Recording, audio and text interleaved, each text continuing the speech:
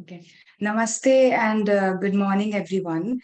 Thank you so much for such a lovely introduction and making my Sunday such a blissful one, because I can understand it's a Sunday and what it is.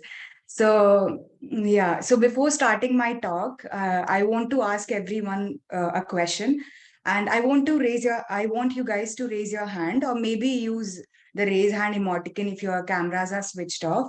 And I want you to answer to this question, that if you have ever been asked at least once in your life that what is it that you want to pursue after high school, graduation, or just general in life? I also want to raise my hand because I do still get asked this question. So yeah.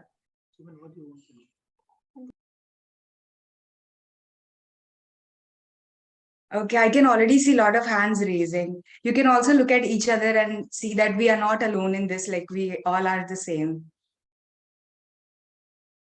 Beta, don't Okay, worry. that's really nice.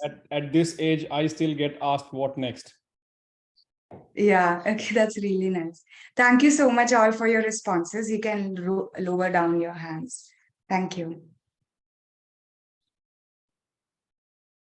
Okay, so in today's talk, I'm not going to tell you about the top 5 colleges you have in India or in Dubai or somewhere abroad, or what are the top paying jobs or futuristic jobs, because I feel the answer to such questions are just click away from you, right? You can just Google everything. And we are again privileged enough to have access to good internet. But rather, I'm going to talk about how is it that you can decide that what is it that you want to pursue after school, maybe, or if you are in graduation, like if you are still in college, so after your degree, or just general in life. Because I feel like there are people from all backgrounds here who from all like different curriculums don't want to study in a particular country. So I want my talk to be useful for everyone, and not just students, but yes, like everyone.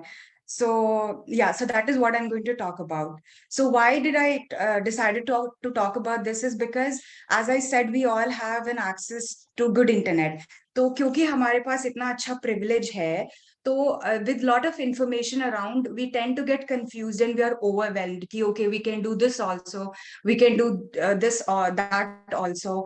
So it becomes like a network in our head, and it becomes really confusing. So I'll just talk about a concept today with this short period of time, which will help us to take a small tiny step ahead to decide to, as in, what is it we want to do. Because if we are at least done 5 to 10% in deciding, the rest will only keep on improving, and we do not move back.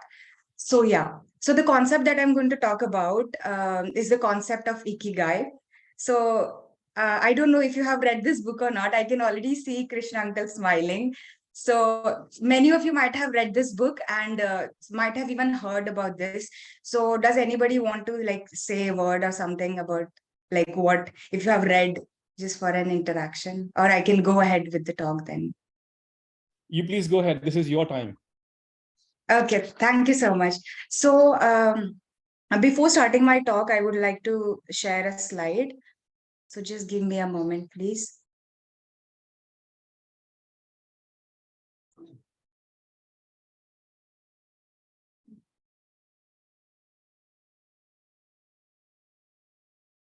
Can everyone see my slide? Okay, that's really nice. So एक introduction के लिए ikigai is a Japanese concept जो कि आपको बताता है कि a reason for being, like as in what is it that I want to pursue, and it's not restricted to a certain age. It can be for a school going student, it can be a 40-year-old who has who have accomplished a lot but still doesn't understand that what the world needs, or what is it that I want to give it to the world. So that is something ikigai talks about. So I think somebody is using a marker. Okay, anyways. So yeah, you can see 4 colored circles. There is a yellow circle, there is a green circle, and there is there's a blue circle and there is a red circle. So we'll just talk about this 4th circle for the next 2 to 3 minutes. Okay, so you can see the yellow circle and the green circle have, it's like a Venn diagram. So let's just say in normal terms, it's an overlap. Okay. So the overlap between the yellow and the green circle is the passion. So I'll just give you an example. Like I'll talk about myself so that you understand in a better way. I love to cook. And I am also good at cooking. Eventually, I became. So that is my passion. So I can say that cooking is my passion. So between these two circles, my passion I have identified. The next is the blue circle. So the blue and the green circle is green circle talks about कि आप किस चीज में अच्छे हैं, and the blue circle talks about कि what can you get paid for. So as I said, I'm good at cooking. So if I can get paid for cooking, for example, if I start a restaurant, if I start a cloud kitchen, or maybe just my food page on social media, it can become my profession, right? I can get paid for it. So that is my profession. Then the last circle, which is the red circle. So the overlap between the red circle and the blue circle is your vocation. Now there is a difference कि job और vocation के बीच में क्या difference होता है. You do earn money, but the moment you realize what the world needs, what I want to give it out, so that becomes your vocation. So for an example, Krishna uncle has identified his vocation, like he's doing good for people around, and he's helping students like with this webinar today. So that is your vocation. Then the last, again, the red circle and the yellow circle is your mission, something that you love and something that the world needs. If you can identify, it becomes your mission. So, yeah. And the center of all of these four circles becomes your ikigai. So, if I say, I love cooking, I am good at cooking, it is my passion, I am good at, and I'm getting paid for it, it became eventually my profession. And if the world, what the world needs, I have identified, for example, I want to give some amount in this society, or I want to, whatever I have made through my restaurant, for example, I want to give it out. So that became my vocation. So I can say that cooking is my ikigai now. I have identified it.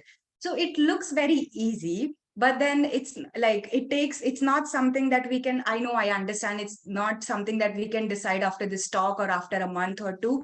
It takes time. But what I mean to say is something we can start with the tiniest step, as in you can identify what your passion is from the yellow and the green circle. You can always write down what you love and what you're good at, and then when you combine them, you can always come to know what your passion is, because it just starts with a small step, because who knows, your passion can turn into profession later.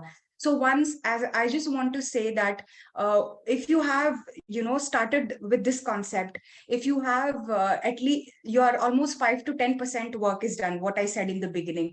So eventually you will only keep on increasing to 15-20%, which will help you in the long run, and which will help you in the long run. So yeah, so that is what I wanted to like talk about in my short and sweet conversation. And again, last point I would like to say, it is not necessary that we just have one ikigai. Like, it is not necessary I just love cooking. My passion can be different, my profession can be different, right? So it all varies based upon who we are, what we like, and what background we come from. So that's it. There is a lot of uncertainty in this, I do understand, but we can always take that small step, because trust me, the moment you try to put down your thoughts on a paper, the things become way more clearer, at least 5 to 10%. And then, as again, I would like to repeat, it keeps on increasing. So yeah, that's it from my side. I hope that I am able to help you in the tiniest way possible, so that you can move ahead with this today, and also with other key speakers, whatever you get to hear from their backgrounds, you can always note it down and put it in your questions, the 4 questions that you're going to ask yourself, which is what you love, what you're good at, what you can be paid for, and what the world needs, so that it becomes little more clearer and narrower later. So yeah, that's it from my side.